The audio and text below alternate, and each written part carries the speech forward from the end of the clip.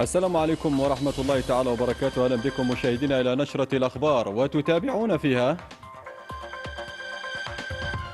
رئيس الجمهورية السيد عبد المجيد تبون يأمر بفتح خط جوي تجاري نحو نجمينا تحقيقا للتقارب الإفريقي، ويدعو إلى تخصيص ميناء لتصدير الإسمنت، ويشيد بالتطور الملحوظ الذي حققته المؤسسات الناشئة وصناعة الكواشف الطبية ودورهما المتزايد في تلبية احتياجات السوق الوطنية.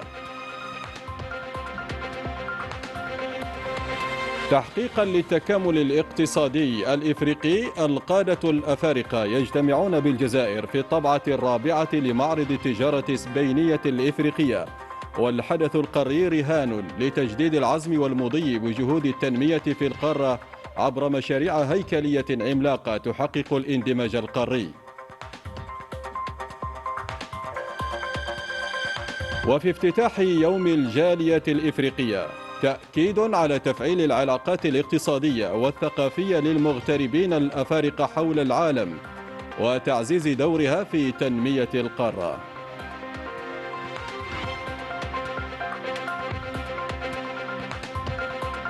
ضمن فعاليات المعرض، حضور بارز للمؤسسات الاقتصادية الجزائرية، فرص واعدة للاستثمار والشراكة، وحضور يعزز توجه الجزائر نحو العمق الإفريقي.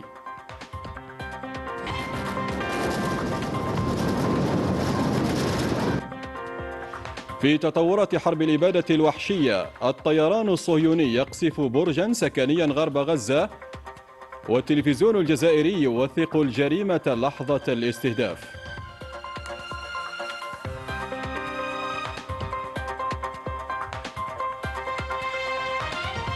أهلا بكم معنا من جديد. بداية، أشرف رئيس الجمهورية السيد عبد المجيد تبون بقصر المعارض الصنوبر البحري أمس على افتتاح معرض التجارة البينية الإفريقية في طبعته الرابعة. رئيس الجمهورية السيد عبد المجيد تبون طاف بأجنحة المعرض واستمع إلى شروحات لمؤسسات اقتصادية وطنية وإفريقية ودولية مشاركة في هذه التظاهرة الاقتصادية القارية الهامة. رئيس الجمهورية وقف بجناح الصناعات الإلكترونية، حيث استمع إلى شروحات وافية حول الصناعة الإلكترونية واللوحات الإلكترونية. كما وقف السيد الرئيس عند جناح الاتحاد الإفريقي، حيث استمع إلى شروحات حول العديد من المجالات وإبداعات الشباب في العديد من التخصصات. كما وقف السيد الرئيس عند جناح المؤسسات المختصة بالأشغال الكبرى، حيث استمع مع الحضور إلى شروحات حول أهم المشاريع العملاقة التي تنجزها الجزائر.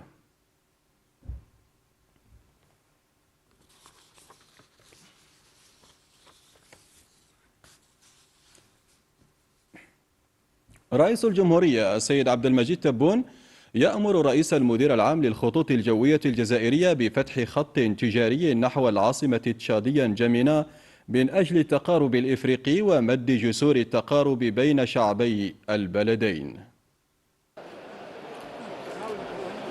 On a mis en place un plan Afrique. On a déjà, Monsieur le Président, plus de destinations sur l'Afrique et on compte ouvrir Addis Abeba.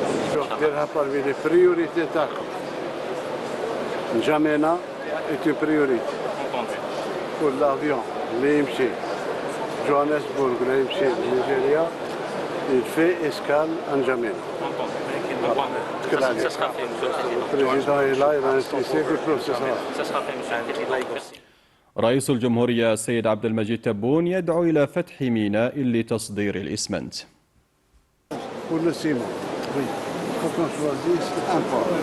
Vous voulez un port cimentique? Non, moi je veux un port, mais Moujoud. Moujoud, je peux faire un bras sur la mer. Chez les eaux plus profondes, il y a des silos flottants qu'on peut louer. Parce que je sais que l'exportation du ciment, c'est le fait de charger. البداية بالحدث الاقتصادي البارز وتحت شعار جسر نحو فرص جديدة، وبمشاركة وفود من 140 دولة وأزيد من 2000 شركة من إفريقيا ومن خارجها. انطلق معرض التجارة البينية الإفريقية الذي أشرف على افتتاح أشغاله أمس رئيس الجمهورية السيد عبد المجيد تبون بالمركز الدولي للمؤتمرات. المعرض تعد كونه تظاهرة اقتصادية إلى تجسيد لوعي جماعي يحدو الجميع لبناء قارة قوية وفاعلة إقليمية، تقول سونيا كاسي. جاء افتتاح الطبعة الرابعة لمعرض التجارة البينية الإفريقية كحدث استثنائي يختزل رهانات قارة بأكملها، طبعة جسدت إعلانا صريحا لإرادة واضحة لبناء فضاء إفريقي موحد متكامل وفاعل في موازين القوى العالمية. فالخطاب الذي رافق الحدث رسم ملامح مسار يقوم على تعزيز الشراكات البينية وتحرير المبادلات من القيود التي كبلت لسنوات الطاقات الإفريقية. إن هذه الطبعة تنعقد في ظرف عالمي بالغ الدقة والحساسية، ظرف تتسارع فيه الأحداث وعلى نحو غير مسبوق، وتتعاظم فيه المخاطر التي تهدد بانهيار منظومة العلاقات الدولية القائمة. وفي هذا السياق جاءت الإشادة بالإنجازات المعتبرة التي حققتها القارة خلال السنوات الأخيرة كتأكيد على أن إفريقيا أصبحت فضاء واعدا يشق طريقه بخطى ثابتة نحو التنمية، غير أن الرهان الأكبر وجه نحو الشباب باعتباره الفاعل الأساسي في صياغة المستقبل. نحن نناضل من أجل تنمية إفريقية حقيقية. إفريقيا ليست حقل تجارب أسلحة أجنبية. إفريقيا محتاجة للتنمية. من أراد أن يوقف الهجرة يساعدنا لتنمية بلدان إفريقيا وإعطاء العمل، فرص العمل للشباب الإفريقي. المشهد خلال افتتاح التظاهرة الاقتصادية القارية اكتسب أيضا بعدا رمزيا جسدته لفتة رئيس الجمهورية بتسليم هدية للرئيس الأسبق لنيجيريا رئيس البنك الإفريقي، في إشارة واضحة إلى قيمة الاعتراف المتبادل وتعزيز الروابط الإفريقية. كما أن استقبال القادة الأفارقة في قصر المؤتمرات أعطى للحدث طابعا دبلوماسيا راقيا، أكد المكانة التي تحوزها الجزائر كفضاء جامع ومحرك للتكامل القاري. هذا وترأس رئيس الجمهورية السيد عبد المجيد تبون جلسة نقاش تفاعلي ضمت الزعماء والقادة الأفارقة المشاركين في المعرض حول مستقبل إفريقيا وسبل تعزيز وتوحيد الجهود ورفع التحديات من أجل بلوغ الأهداف المسطرة. كما استعرض القادة والزعماء الأفارقة أهم الرهانات والتحديات التي تواجه بلدان القارة في ظل راهن تطبعه التعقيدات والأزمات. هذا كما كانت قضايا الإنسانية وفي مقدمتها القضية الفلسطينية حاضرة في هذا اللقاء، تقول دلال بوطبة. وضع القادة الأفارقة أيديهم مباشرة على ما يجب أن تتداركه القارة السمراء في عالم يتجه نحو تشكيل نظام جديد لا يجب أن تبقى فيه إفريقيا مغيبة على القرار السياسي والاقتصادي الدولي. إنه وعي سياسي جماعي عميق لأن تتوجه إفريقيا عبر تكتل موحد يحسب له في زوايا تطوير العلاقات الدولية والقضايا الإنسانية في صلب النقاش التفاعلي. أعتقد أن كل القاعات تقاسمنا الآلام في اليوميات لأشقائنا الفلسطينيين سواء في غزة أم في الضفة. ومثل ما تفضلت نحن قلناها ونقولها لصالح العبارة، هي مجزرة جينوسيد. مشكل الشرق الأوسط لن يحل إلا بقيام دولة فلسطين في حدودها المعروفة في 1967. أكثر من لقاء اقتصادي رفع القادة سقف النقاش عاليا من أجل برنامج حضري تكون فيه إفريقيا للأفارقة في ظل تجاذبات دولية لا ترحم التوجهات الفردية. أننا اليوم أمام مشروع لا يتعلق بقطاع بل بمستقبل قارة كاملة، بمستقبل الإنسانية كلها، بمشروع حضري لا في التجارة فحسب. القدرة الإنتاجية والسياسات الصناعية والتنوع الاقتصادي تنسجم مع إرادتنا المشتركة في تنمية منطقة تبادل الحر القارية الإفريقية، وتسهم بقوة في بناء إفريقيا أكثر اندماجا وتنافسية وازدهارا. قدم القادة الأفارقة حلولا عملية أظهرت عزما كبيرا على تحويل القارة ومنها نظرة الشركاء عبر العالم من قارة موارد واستهلاك إلى شريك يحفظ مصالح شعوب القارة أولا. سنحدث قوة إفريقية في إطار منطقة التبادل الحر. على مستوى جنوب القارة نحن بصدد العمل من أجل بلوغ هذا الهدف، وهو أن تكون هناك منطقة تجارة حرة بقارتنا. موارد ليبيا الهيدروكربونية ومشاريعها الطموحة في مجال الطاقة المتجددة ستسهم عند اكتمالها في سد عجز الطاقة في القارة الأفريقية. توجه جديد يراهن فيه القادة الأفارقة على الجزائر. الطريق العابر للصحراء الذي يمر من الجزائر إلى النيجر، نأمل أن يتم ربط بلادي به حتى يكون لنا منفذ إلى البحر المتوسط وتعزيز التبادل التجاري بين بلداننا الإفريقية. الجزائر هي الاقتصاد الثالث في القارة، وكانت سابقا مكة الثوار الأفارقة، وهي دولة محورية للتكامل الاقتصادي والانعتاق الاقتصادي للقارة. جلسة نقاش جمعت القادة الأفارقة في حضور كافة أقطاب إفريقيا بالجزائر، ولا خير اليوم غير التكتل. وعلى هامش الطبعة الرابعة لمعرض التجارة البينية الإفريقية 2025 وبتكليف من رئيس الجمهورية السيد عبد المجيد تبون، أشرف اليوم الوزير الأول بالنيابة في غريب على افتتاح يوم الجاليات الإفريقية بالمركز الدولي للمؤتمرات عبد اللطيف رحال. وتسلط الفعالية الضوء على العلاقات الاقتصادية والثقافية للمغتربين الأفارقة حول العالم في إطار المساعي الرامية إلى استعادة وتعزيز التواصل بين الجاليات الإفريقية في المهجر وذوي الأصول الإفريقية مع قارتهم الأم، والتأكيد على دورها البارز في تنمية القارة والحفاظ على الروابط الوثيقة بين الأجيال المتعاقبة. أنقل إليكم تحيات رئيس الجمهورية السيد عبد المجيد تبون وخالص تمنياته بالنجاح والتوفيق لأشغال لقائنا هذا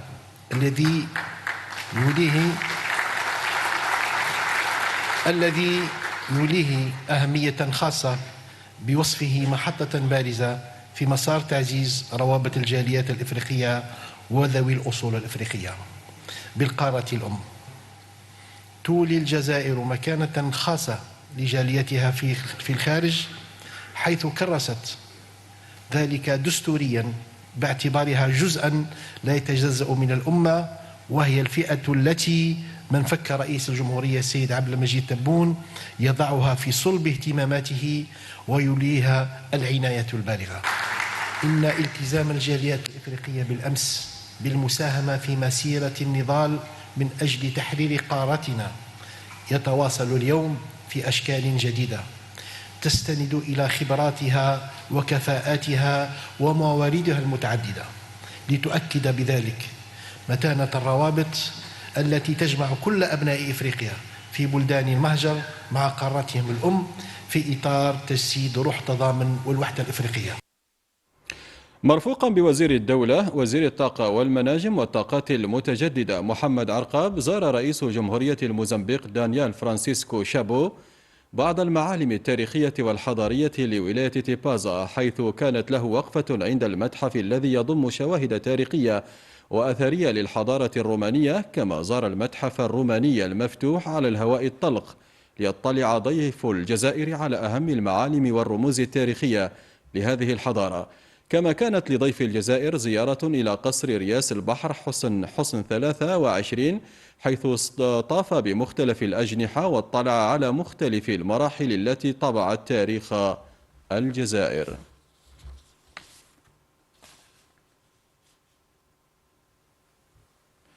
استقبل اليوم وزير الدولة وزير الطاقة والمناجم والطاقات المتجددة محمد عرقاب نائب رئيسة جمهورية ناميبيا لوسيا ويتبو في إطار فعاليات الطبعة الرابعة لمعرض التجارة البينية الإفريقية.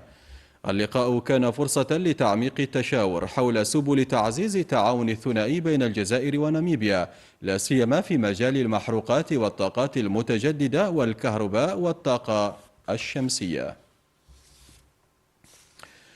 بقصر المعارض صافيكس اجتمع اليوم وزير التجارة الخارجية وترقية الصادرات كمال رزيق رفقة وزير التجارة التونسي سمير عبيد ووزيرة التجارة الموريتانية زينب حمداه، حيث كان اللقاء فرصة للحديث عن معرض التجارة البينية الإفريقية وبحث سبل التطوير والرفع من التجارة خاصة، وأن المعرض يعد ساحة لتطويره.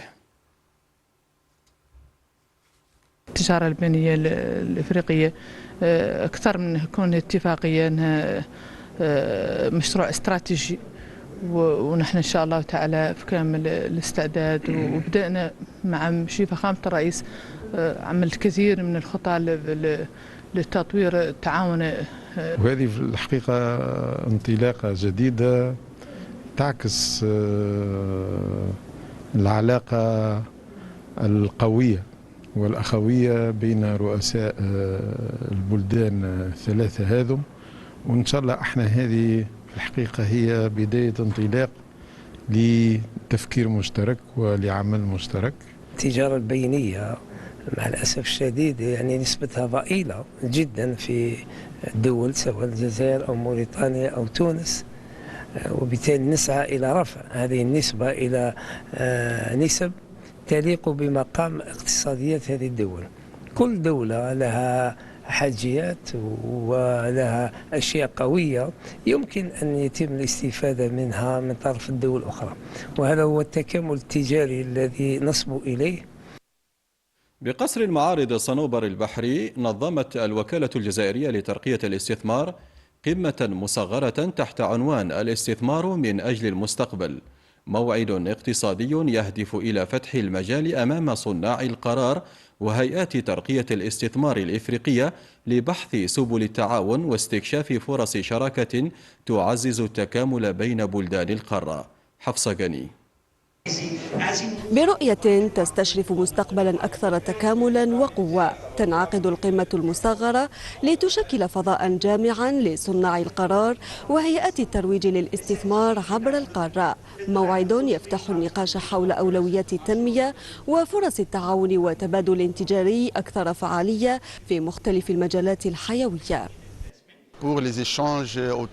النقاشات حول الفرص الاستثمارية والتعاون المالي أمر أساسي في إفريقيا، يجب أن نعمل بتآزر وتنسيق مع الوكالات والمؤسسات في الدول الإفريقية الأخرى لتعزيز تبادل الخبرات وخلق ديناميكيات مشتركة. التحديات كبرى في قارتنا الإفريقية، والتحديات في التنمية وتطوير الاقتصادات الإفريقية هي كبيرة ياسر، وإحنا نأمنوا أنه اليوم يعني الاستثمار جنوب جنوب والتعاون جنوب جنوب يمكن يحول قارتنا الإفريقية على مستوى النمو الاقتصادي. حدث اقتصادي هام جاء لرسم معالم شراكات عملية قادرة على ترجمة طموحات القارة إلى مشاريع واقعية.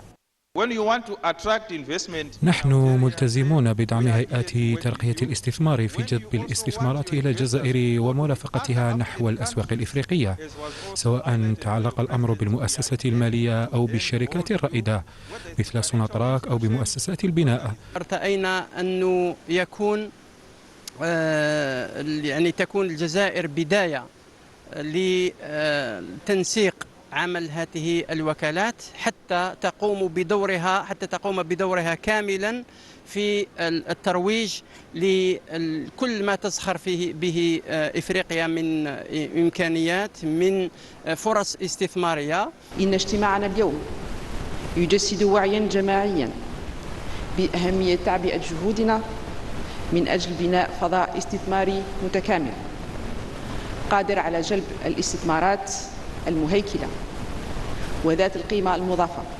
هي محطة تؤكد أن التكامل الاقتصادي الإفريقي ليس مجرد خيار بل حتمية استراتيجية لتعزيز حضورها كقوة فاعلة على الساحة الدولية.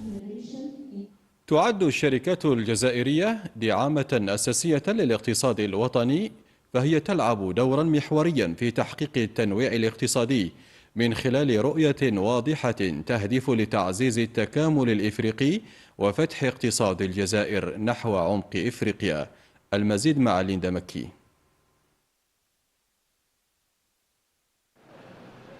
مكنت الطبعة الرابعة من معرض التجارة البينية الإفريقية الجزائر من وضع نفسها كمنصة مركزية للتكامل الاقتصادي القاري عبر عرض إمكانياتها وتفعيل فرص النمو والتصدير.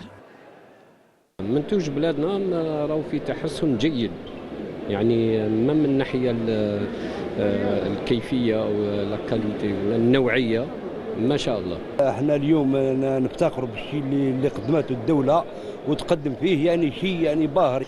فيه ايجابيات، ماهوش ما فيه ايجابيات ان شاء الله. وشنو لازم بالعمل والمتابعة.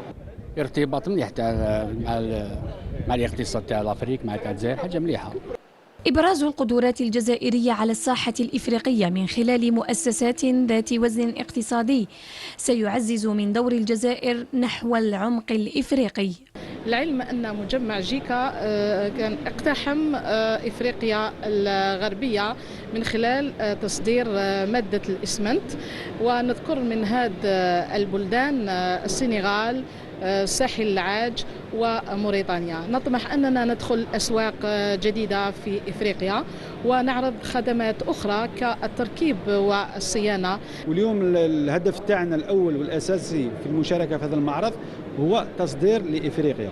بعد ما حققنا الاكتفاء الذاتي الحمد لله اليوم زلنا طورنا وكبرنا يعني المنتوجات تاعنا. نحن متواجدون في عديد الدول الإفريقية ونطمح من خلال هذه المنصة الملهمة بهذا الحضور الإفريقي البهي أن نعزز تواجدنا، أن نعمق نقاشاتنا ومباحثاتنا مع عديد الأطراف. صنعنا دراجات نارية من نوع السيم هذه بنسبة إدماج 35%، ونتطلع إن شاء الله للتصدير في القريب العاجل إن شاء الله بعد إبرام عقود مع العارضين الأفارقة. من خلال هذا المعرض أثبتت المؤسسات الجزائرية مشاركتها نحو تحقيق رؤية الدولة في تجسيد استراتيجية تقوم على تنويع الاقتصاد الوطني وترسيخ مكانة الجزائر كقوة إفريقية واعدة. وعلى المباشر تلتحق بنا من قصر المعارض الصنوبر البحري أميرة مداحي.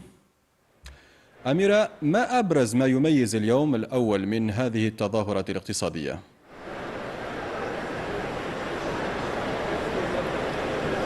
نعم، ما يميز الطبعة الرابعة أن مختلف العارضين من 140 دولة إفريقية متواجدون هنا لعرض منتجاتهم، ويعتبرون أن هذا المعرض هو فرصة استراتيجية لترقية التجارة البينية من خلال التعاون الاقتصادي وعرض مختلف المنتوجات في مختلف القطاعات الحيوية. من خلال رصدنا لبعض انطباعات العارضين يسعون إلى دخول السوق الإفريقية عن طريق السوق الجزائرية، والذين يعتبرون أن الجزائر وجهة إفريقيا اقتصاديا، ما يمكن من إرساء قاعدة اقتصادية متينة لتحقيق التنمية المستدامة في القارة.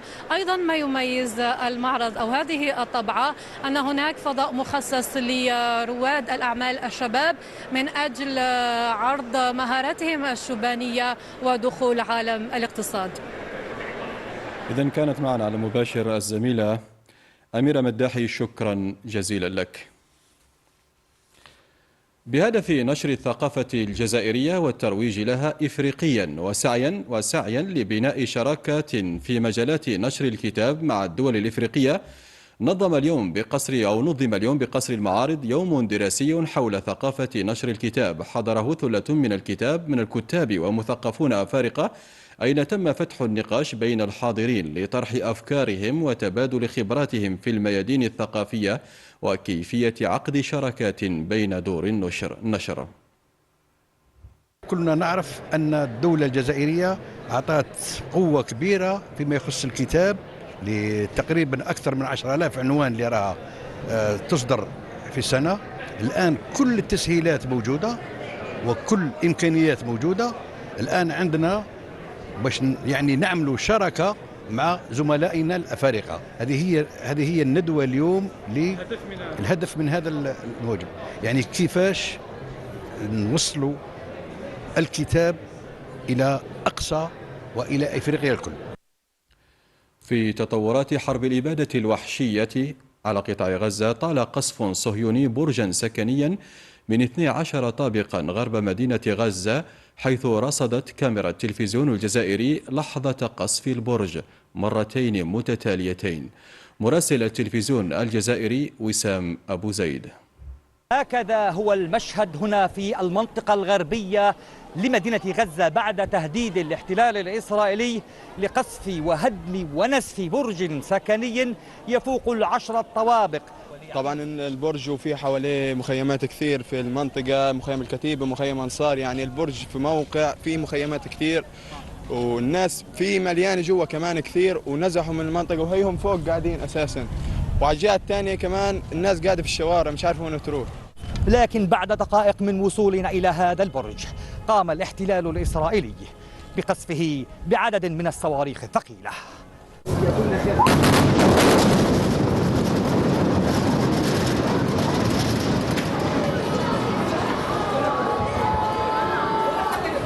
طلعنا فوق عند الجامعة الأزهر عشان نستنى قبل ما نخلص، ومش عارفين نخلص ولا أصلا.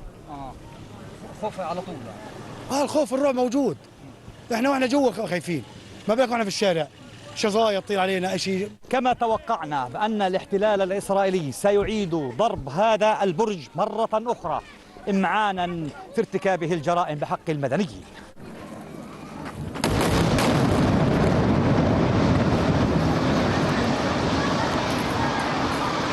العائلات الفلسطينية تحاول أن تعود إلى المكان لبحث ما جرى وتفقد احتياجاتها رغم في ظل الدمار الواسع الذي أحدثه هذا القصف الإسرائيلي. يا ربي ما عمل فينا ايه، خلقنا وين نروح؟ خلقنا وين نروح يا رب؟ انا معي ضغط مخلوق يا رب. هكذا بات مشهد خيام النازحين بعد هذا القصف الإسرائيلي. ولا شيء، ضلينا طلعنا بشرايط ورجعنا خليتها على الحديدة عريانين ملجعانين وما لا شيء حلتنا. هيك شايف دمار شامل، الصحن والكوباية والبلوزة اللي عندنا راحت الحمد لله.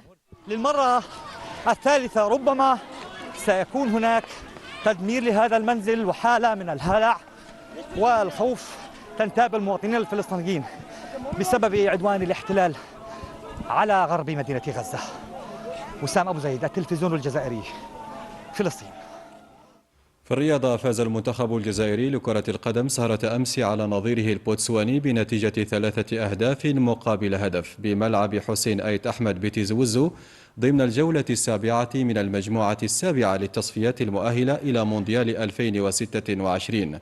وسجل أهداف الخضر المهاجمان محمد أمين عمورة وبغداد بونجاح.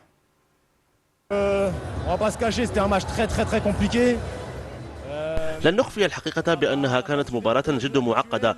لم نتمكن من بسط طريقة لاعبنا المعتادة، لكن هدفنا واضح وهو الذهاب إلى كأس العالم إن شاء الله. لا أريد القول أنه لا يهم طريقة اللعب، لكن أحيانا نمر بهكذا مباريات. كانت ثمة مباريات على غرار الموزمبيق أين لعبنا كرة جيدة وفزنا، ولكن هناك مباريات أخرى لم نكن بالضرورة جيدين، لكن المهم أننا نفوز. المباراة كانت صعبة. المنافس قدم مباراة جيدة، لكنه في نفس الوقت دفعنا لتقديم أفضل ما لدينا للفوز. لا ينبغي لنا أن نعتقد أنه عندما نفوز غالبا ما تكون المباريات سهلة، بالعكس هناك مباريات صعبة أمام منافسين يخلقون لنا صعوبات، وهذا أمر طبيعي. المهم أننا فزنا وأصبحنا قريبين من التأهل. احتضن جامع الجزائر بالعاصمة سهرة أمس احتفالية بمناسبة إحياء المولد النبوي الشريف، أشرف عليها عميد جامع الجزائر الشيخ محمد المامون القاسمي. أشرف عليها الشيخ محمد المامون القاسمي الحسني ووزير الشؤون الدينية والأوقاف يوسف بالمهدي بحضور عدد من العلماء وشيوخ الزوايا وجمع غفير من رواد الصرح الديني والحضاري، حيث تم تكريم الفائزين في مسابقة المولد النبوي الشريف وكذا الفائزون الأوائل في المسابقات الدينية الدولية لسنة 2025. المزيد مع عبد السلام حباس.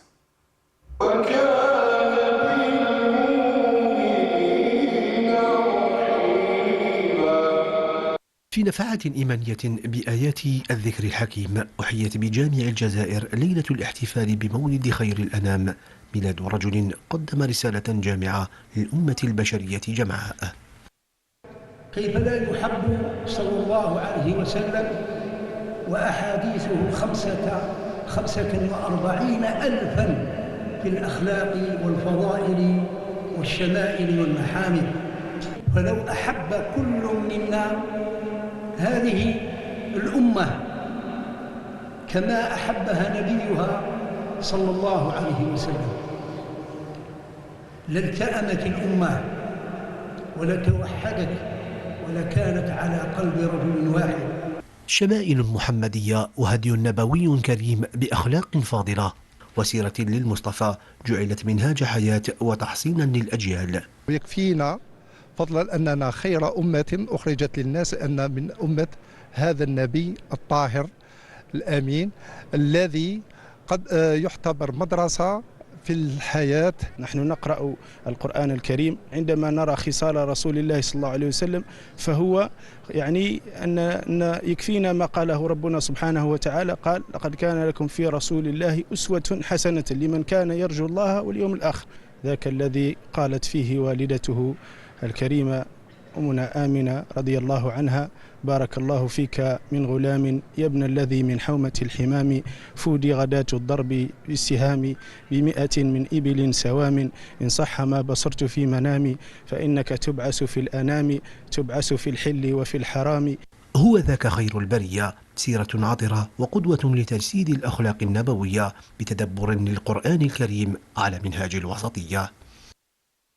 ختاما، استقبل وزير الشباب المكلف بالمجلس الأعلى للشباب مصطفى حيداوي استقبل الفنان والمنشد العالمي ماهر زين الذي حل ضيفا على الجزائر لإحياء حفل فني سهرة اليوم بالقاعة البيضاوية بالعاصمة بمناسبة المولد النبوي الشريف، حيث أشاد الوزير بالدور الذي يؤديه الفن الملتزم في تعزيز القيم النبيلة، فيما عبر المنشد ماهر زين عن فرحته بالاستقبال الذي حظي به، ووعد الجمهور الجزائري بحفل متميز في مدح خير البرية.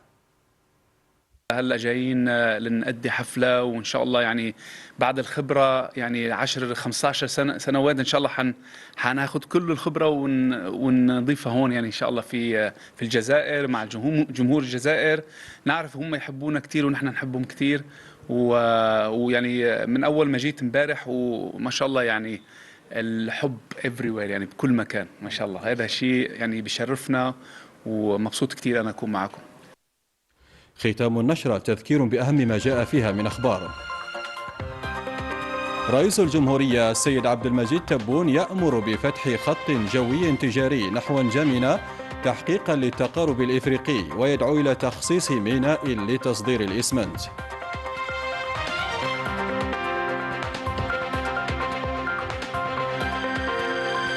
تحقيقا للتكامل الاقتصادي الإفريقي، القادة الأفارقة يجتمعون بالجزائر في الطبعة الرابعة لمعرض التجارة البينية الإفريقية، والحدث القاري رهان لتجديد العزم والمضي بجهود التنمية في القارة عبر مشاريع هيكلية عملاقة تحقق الاندماج القاري.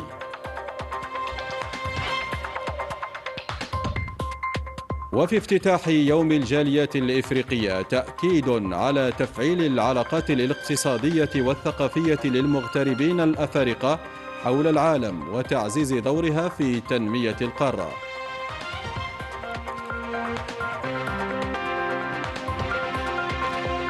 ضمن فعاليات المعرض حضور بارز للمؤسسات الاقتصادية الجزائرية، فرص واعدة للاستثمار والشراكة، وحضور يعزز توجه الجزائر نحو العمق الإفريقي.